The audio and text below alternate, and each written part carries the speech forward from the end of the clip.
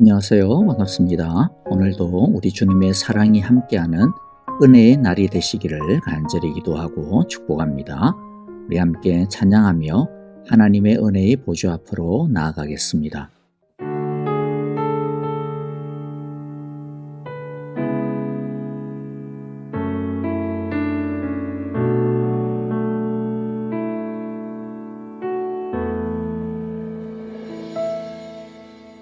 주 발 앞에 무릎 꿇고 그 사랑에 남기네. 어떤 말도 그 어떤 소리도 그 발 앞에서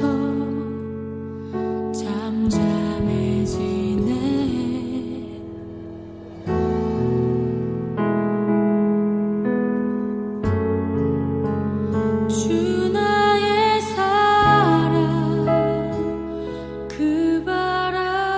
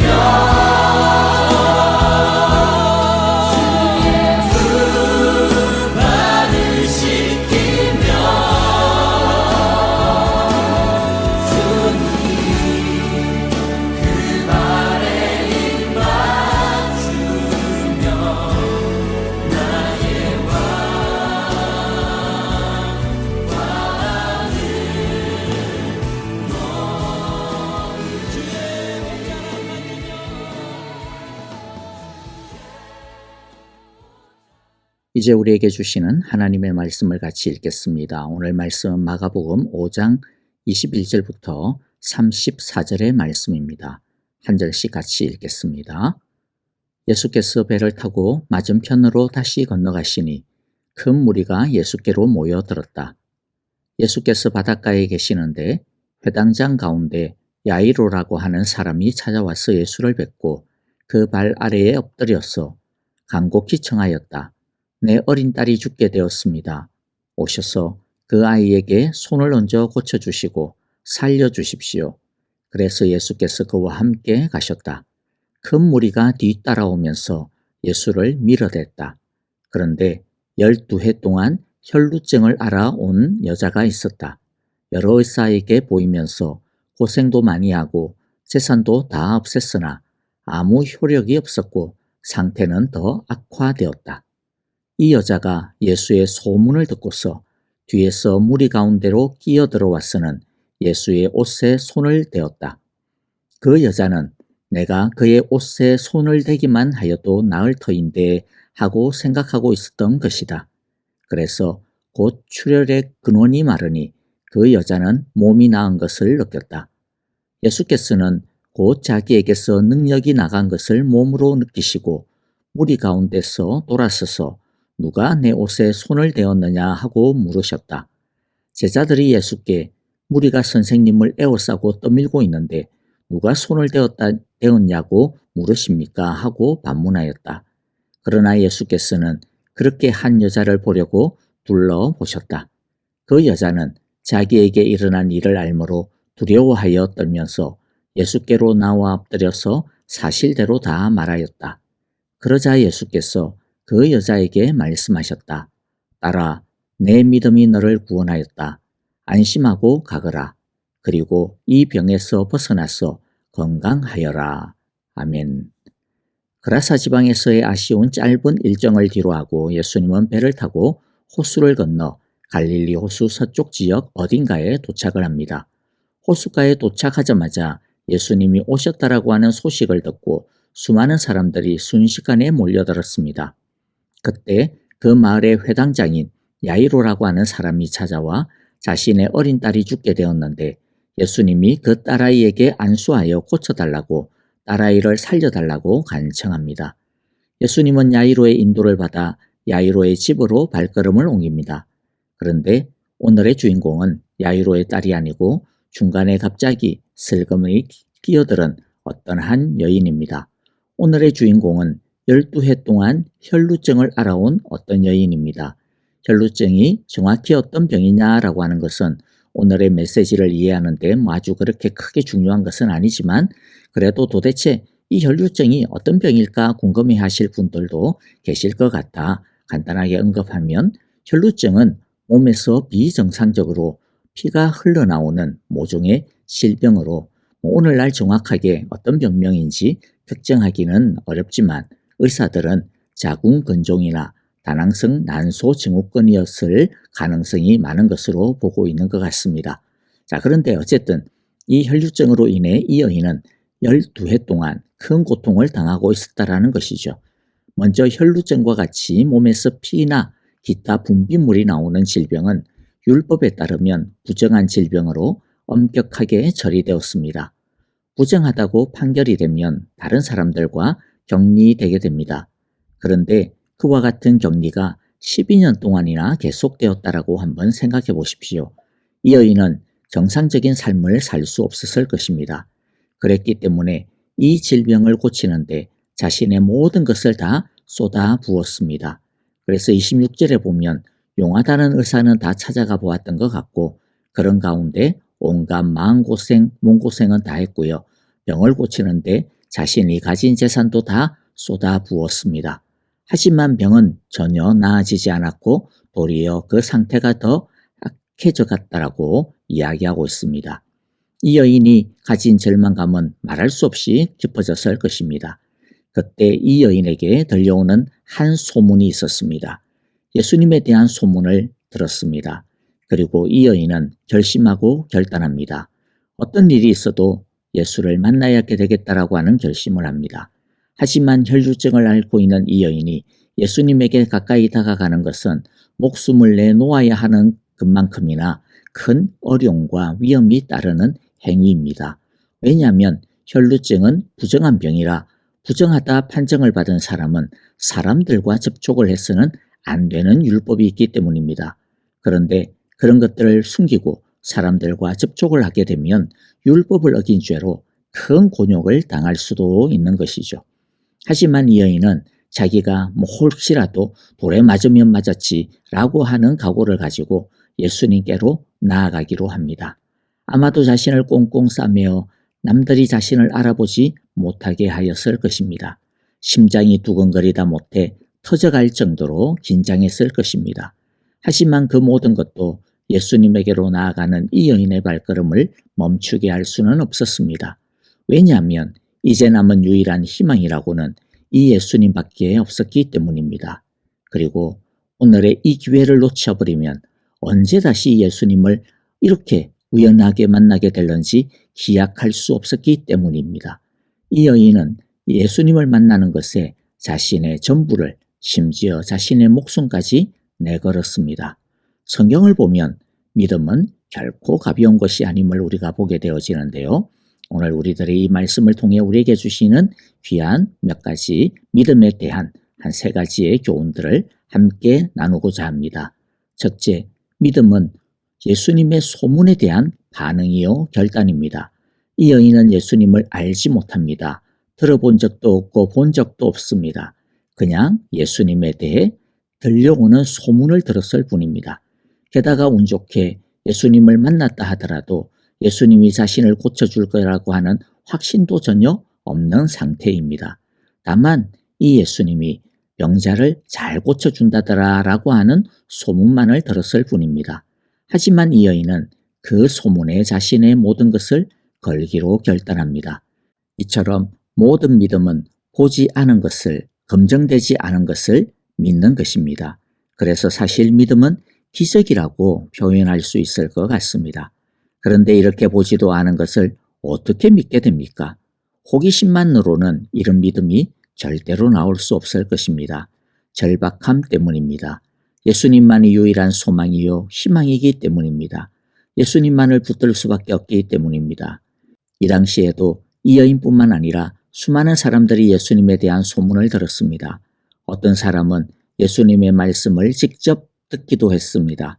그러나 예수님에 대한 소문을 들었던 모든 사람들이, 심지어 예수님을 직접 보고 그 말씀을 직접 들었던 모든 사람들이 다 예수님을 믿었던 것은 아닙니다. 그 중에 태반은 예수님을 거부했고 싫어했고 예수님을 십자가에 못 박으라고 소리 질렀습니다. 소문을 듣는다고 해서 다가 아닙니다. 예수님을 본다고 말씀을 듣는다고 해서 다가 아닙니다. 문제는 자신이 들은 그 말씀에 자신을 던져야 합니다. 예수님을 만날 수 있는 사람은 이 예수님에게 자기 자신을 내어드리는 사람입니다. 오직 그런 사람만이 예수님을 만날 수 있게 됩니다. 여러분, 우리들은 사실 매일마다 이렇게 예수님에 대한 말씀을 듣고 있지 않습니까? 그런데 그냥 듣는 것으로 끝나면 안 됩니다. 이 여인처럼 그 들려지는 말씀에 우리 자신을 내어드려야 합니다. 그 말씀을 붙들어야 합니다. 그 말씀을 붙드는 우리 모두가 되어지기를 바라고요. 그 말씀의 결단함으로 믿음을 가질 수 있게 되어지는 귀하고 복된 시간들이 되어지기를 간절히 바랍니다. 그리하여 예수님의 만져주심을, 예수님께서 새롭게 해주시는 은혜를 우리 모두 다 경험하고 누릴 수 있게 되어지기를 간절히 기도하고 축복합니다. 둘째, 믿음은 예수님께 나아가는 것을 가로막는 장애물을 뛰어넘어야 합니다. 이 여인은 예수님에게 나아오는 것에 자신의 목숨까지 걸었다라고 했습니다. 예수님 밖에는 소망이 없는 절박함은 예수님에게 자신의 전부를 걸게 만듭니다. 어떤 사람은 예수님을 믿는 것이 여러 가지 선택지 중에 하나 정도로 여기는 사람도 있기도 합니다. 특히 오늘날처럼 예수를 믿는 것 때문에 어려움을 당할 일이 없는 시대 속에 살고 있는 우리들은 예수님을 믿는 것 때문에 자신의 전부를 걸어야 한다는 것이 선뜻 이해하기가 어렵죠.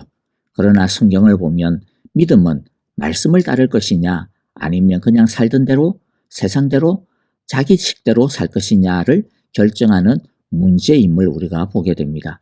아브라함 믿음 때문에 본토 친척의 집을 떠나 말씀 하나만 붙들고 갈 바를 알지 못한 채 길을 떠나야만 했습니다. 요셉은 믿음 때문에 형제들에게 버림받아야 했고 억울하게 노예살이와 끝을 알 수 없는 감옥에 갇히기도 했습니다. 모세는 믿음 때문에 바로의 공주의 아들이라고 하는 모든 기득권을 버리고 도망자가 되어야만 했고 자신의 백성들과 함께 고난을 받아야 했습니다. 예수님께로 나아가는 믿음, 그것은 결코 평탄하지 않습니다. 장애물이 반드시 있습니다. 어떤 사람은 외적인 방해라고 하는 장애물이 있을 수 있고 어떤 사람은 어려움과 고난이라고 하는 상황이 장애물이 될 수도 있고요. 어떤 사람에게는 자신이 가진 지식과 경험이 장애물이 될 수 있고 어떤 사람은 자신이 가진 능력과 조건이 장애물이 될 수 있고 어떤 사람은 자신의 감정과 마음의 상태가 장애물이 될 수도 있습니다. 장애물이 없는 사람은 아무도 없을 것입니다. 누구나가 다 가지고 있습니다. 어떤 사람은 자신은 믿음을 가지고 싶은데 또 믿음을 더 많이 가지고 싶은데 잘 안 된다고, 잘 안 믿어진다라고 이야기합니다. 네, 그럴 수도 있을지 모릅니다. 그러나 그렇다라고 해서 믿음이 안 생기는 것을, 믿음이 안 자라는 것을 자신이 아닌 다른 누구의 탓으로, 심지어는 하나님의 탓으로 돌릴 수는 없습니다. 믿음은 그 장애물을 뛰어넘어야 하는 성질을 갖고 있기 때문입니다. 그 장애물을 뛰어넘지 못하는 사람은 사실 그만큼 예수님이 자신에게 절박하지 않은 겁니다. 예수님이 그 장애물보다 못하기 때문에 장애물을 뛰어넘을 엄두도 안 내는 것이죠. 그런 사람은 예수님을 자신의 유일한 주로 믿을 수 없음이 당연합니다. 예수님을 주로 믿는 것은 예수님을 얻기 위해서라면 다른 어떤 것은 기꺼이 감수하겠다, 기꺼이 포기하겠다라고 하는 결단이기 때문입니다. 우리 모두도 아마도 지금도 예수님을 향한 믿음의 여정에 무언가가 장애물 역할을 하고 있는 것이 있을 것입니다. 여러분, 그 장애물을 다 뛰어넘는 우리 모두가 되어지기를 바랍니다.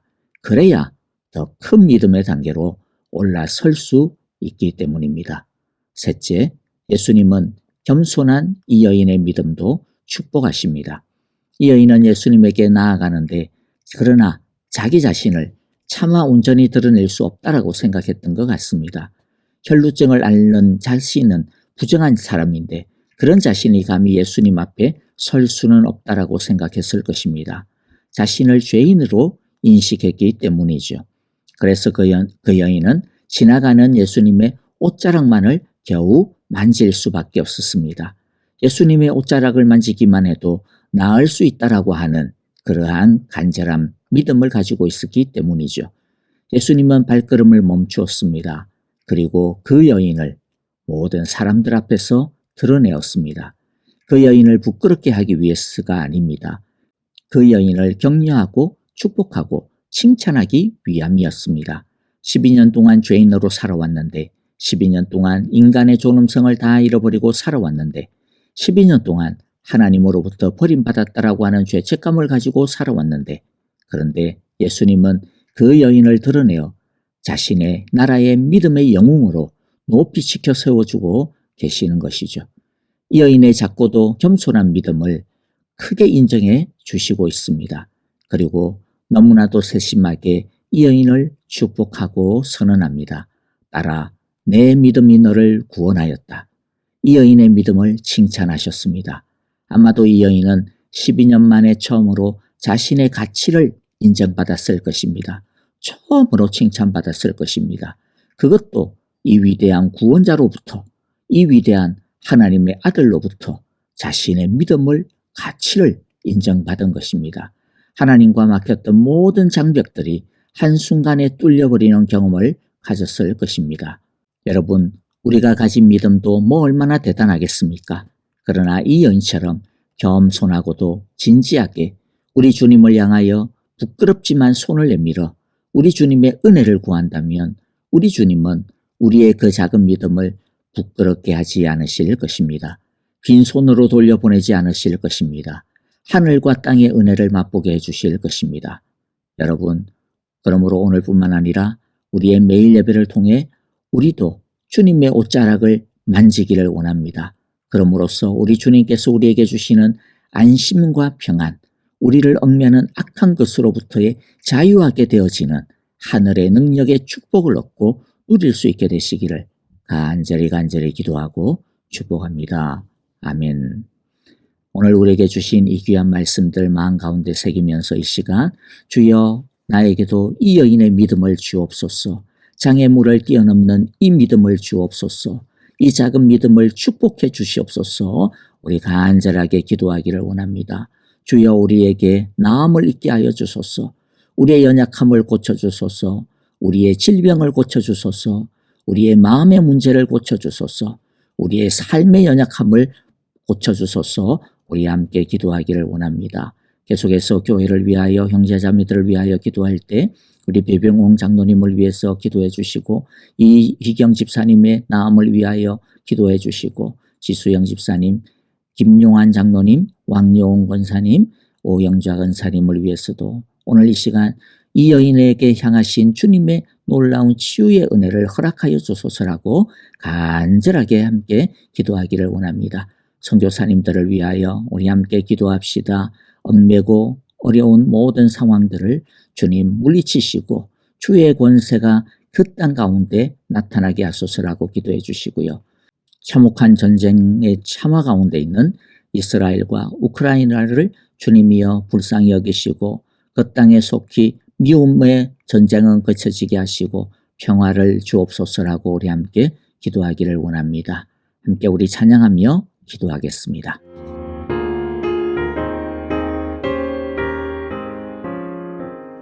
슬픈 마음 있는 사람 예수 이름 믿으면 영원토록 변함없는 기쁜 마음 얻으니 예수의 이름은 세상의 소망이요 예수의 이름은 천국의 기쁨일세.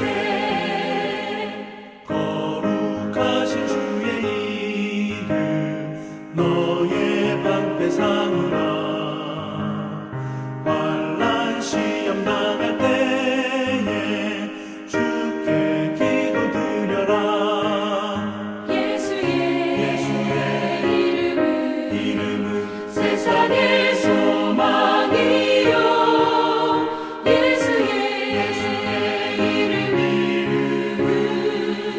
천국의 기쁨일세.